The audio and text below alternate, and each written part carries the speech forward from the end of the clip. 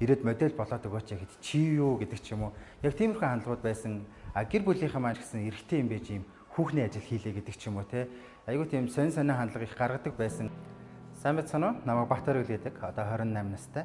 Хүмүүс засалж мэргэжлэр ажиллаад одоо 6 жил болсон байна.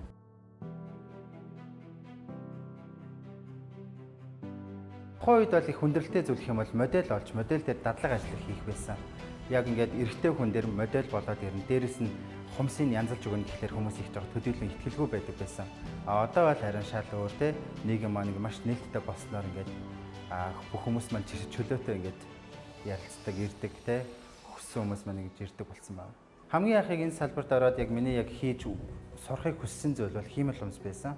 Тэгээ өглөө би сургалтын төв маань 10 гэж онгоодог. Орой 11, 12 хүртэл сууж болдог боломжтой байсан тухайн үедээ. Тэгээд яг өглөө яг ирж суугаад нэг мэтгэд орой 10, 11 болсонс байж байдаг.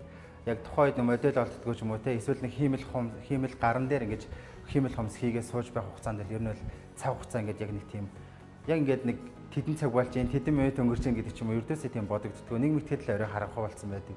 Эмэгтэйчүүд маань яг хумсаа засуулаад гарч байхдаа аз жаргалтай, дандаа инээмсэглэлтэй, баяр хөөртэй гардаг.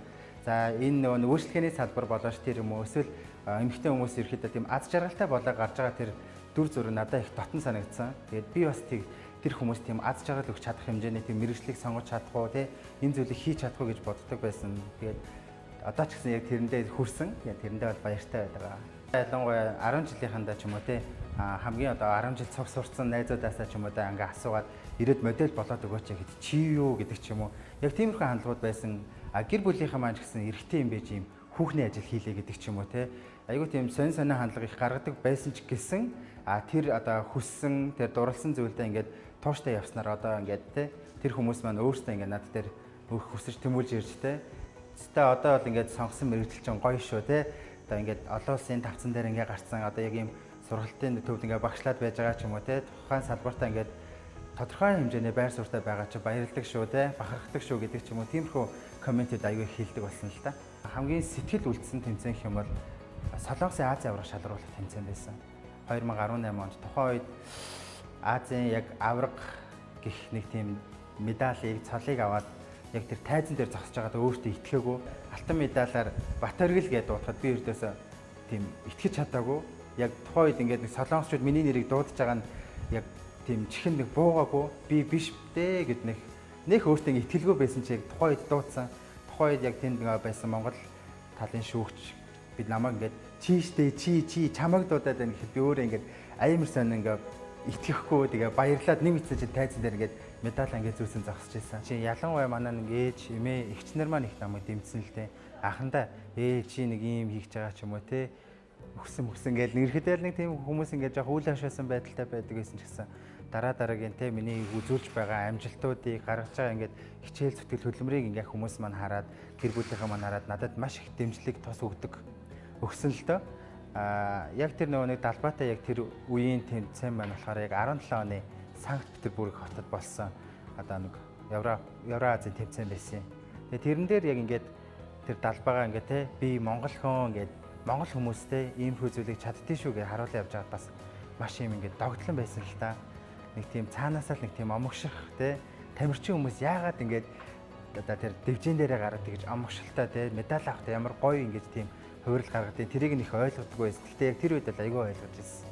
Тэгээд хамгийн их ингээд тус болж исэн хүмүүс маань ар гэрийнх нь бүр ингээд 18 оны тэмцээн дээр бас манай эмээ мэн хүртэл те сайн яваарай гэж нэг өөрийнхөө хадгалж исэн мөнгийг хүртлэгээл минийхөө очиод бусдаас тотохгүй шүү.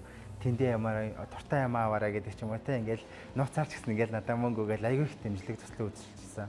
Хумц засалч гэдэг энэ мэрэгжил те саяхнаас ингээд Монгол улсад мэрэгжил болж хүлээн зөвшөөрөгдсөн. За өдийг хүртэл хүмүүс маань яг юу гэж боддог байсан бэ гэхээр хумц засалч буюу маникюрист гэж ярьдаг. Энэ маань зөвхөн хүний яг хуруунд дээр байгаа тэр хумсыг будах те зүгээр л нэг өнгө тавиад будах гэж боддог байсан боловч олон улстай дэлхийд дахинд энэ маань өдрөөс өдөрт хөгжиж байгаа салбар маш олон төрлийн зүйлийг хийж болдог. Өмнө нь зүгээр нэг л өнгөөр буддаг байсан бол дээр нь хээ, угалц, хиймэл хумс, маш урт хумстэй, бүр гоёлын креатив хумснуудыг хүртэл бодлонуудыг хүртэл хийдэг болсон. Энэ маань болохоор ердөөсөө ямар нэгэн байдлаар нэг юмд баригдахгүй, хязгаарлагддаггүй тийм бас нэг тийм онцгой мэрэгжил гэх юм уу? Тийм болсон байгаа даа. За хумс цэцлийн мэрэгжилч гэлтгүү, гоо сайхан, дээд сормоос, мейкап эдгээр зүйлүүд маань зөвхөн эмэгтэй хүмүүс хийдэг гэдэг ойлголт маань одоо бол байхгүй болсон байгаа. Яг энэ өөрийнхөө хүссэн зүйлийнхаа төлөө өөрийнхөө төлөө ингэж дуурч чаддаг одоо орчин үеийн залуучууд маань маш нээлттэй болсон байгаа шүү дээ. Тэгэхээр өөрийнхөө хүссэн зүйлийг хийгээ явах нь ерөөдөө тухайн хүнд өөрт нь аягүй гой аз жаргал мэдрүүлдэг. Тийм болохоор яг өөрийнхөө хүссэн зүйлийг хийгээрэй. Яг зүгээр хүний хараанд ч юм уу те одоо л энийг хийх ёстой гэдэг ч юм уу тиймэрхүү хандлага ерөөдөө байхгүй болсон байгаа учраас өөрийнхөө хүссэн юмыг хийж өөрийнхөө яг тэмүүлж байгаа зүйлдээ өөрийгөө зориулах нь хамгийн том аз жаргал шүү.